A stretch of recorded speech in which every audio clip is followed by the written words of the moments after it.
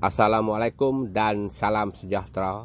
Saya Rosli HM hari ini ingin berkongsi sedikit maklumat mengenai panduan pembajaan pokok mangga harum manis pokok 5 tahun dan ke atas.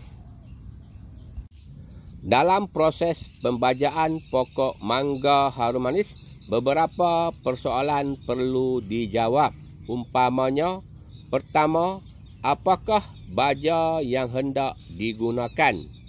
Jawapannya, apa-apa baja boleh digunakan untuk pokok mangga harum manis, sama ada yang murah ataupun yang mahal, asalkan ianya adalah baja buah. Contohnya 12, 12, 17, 13, 13, 21, 15, 3, 20 dan lain-lain baja. Kedua, berapa banyak baja untuk sepokok? Banyak mana baja ditabur untuk sepokok mangga harum manis bergantung kepada kecil besar pokok itu, tahap kesuburan pokok dan juga jenis baja yang digunakan. Contohnya, pokok mangga harum manis subur dalam keadaan biasa-biasa saja.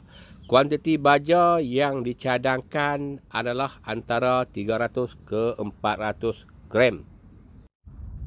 Jika pokok mangga harum manis terlalu subur, kita boleh pilih sama ada untuk membaja atau tidak membaja pokok itu.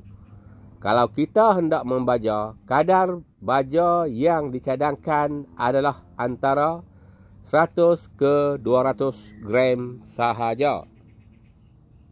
Seterusnya, jika pokok mangga harum manis kurang subur, kuantiti baja yang dicadangkan adalah antara 500 ke 600 gram. Berapa banyak baja atau berapa kadar baja sepokok juga bergantung kepada jenis baja atau jumlah NPK.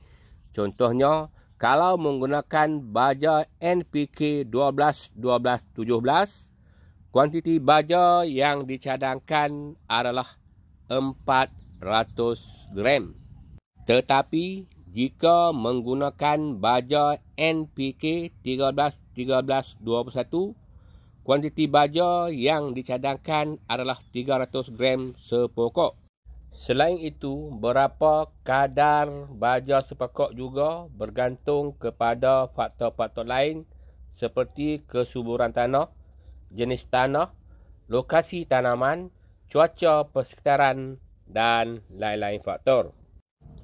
Ketiga, bila masa kita perlu lakukan pembajaan?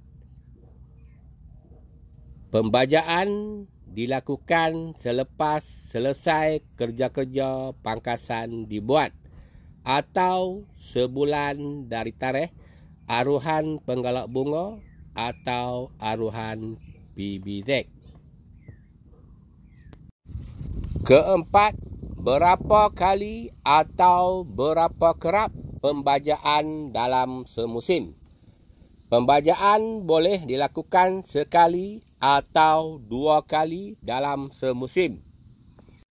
Contohnya, selepas kutip buah dan kita melakukan pangkasan, sama ada pangkasan kecil atau pangkasan besar, kita perlu menabur baja ketika itu untuk mempercepatkan pertumbuhan pucuk-pucuk baru.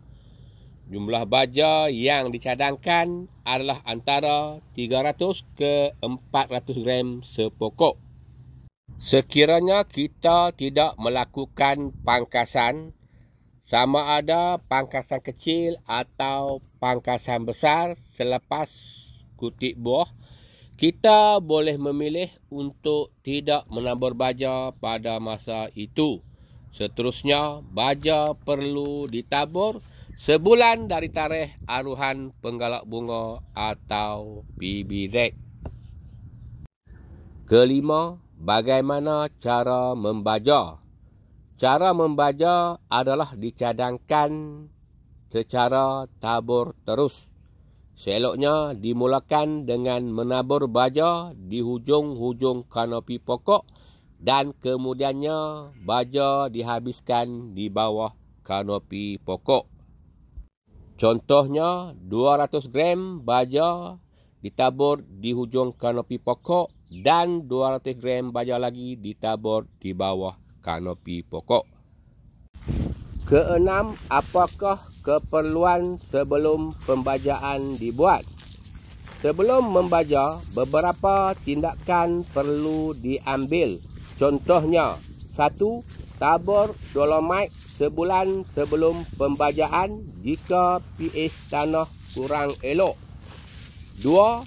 Membuat pangkasan penjarangan terhadap ranting-ranting pokok mangga harum manis.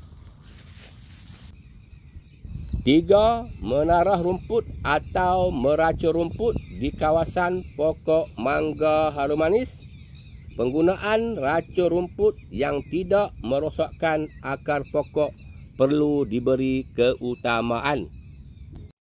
Ketujuh, apakah keperluan selepas membaja? Selepas membaja, pokok mangga harum manis perlu dikawal dari diserang oleh serangga atau penyakit kulat. Kita perlu meracun serangga dan racun kulat sekurang-kurangnya 2 kali dalam sebulan ataupun semasa pokok mangga harum manis sedang mengeluarkan pucuk baru. Ke-8, apakah kaitan antara pembajaan dan pokok harum manis berbunga? Pokok mangga harum manis memerlukan baja sekadar perlu untuk membantu pertumbuhan pokok dan juga agar pokok sihat. Jika terlebih baja, boleh menyebabkan pokok mangga harum manis terlalu subur dan merangsang pokok untuk sentiasa berpucuk dan berpucuk serta berpucuk. Sekian dulu untuk kali ini. Bertemu lagi kita di masa akan datang. Saya Rosli HM.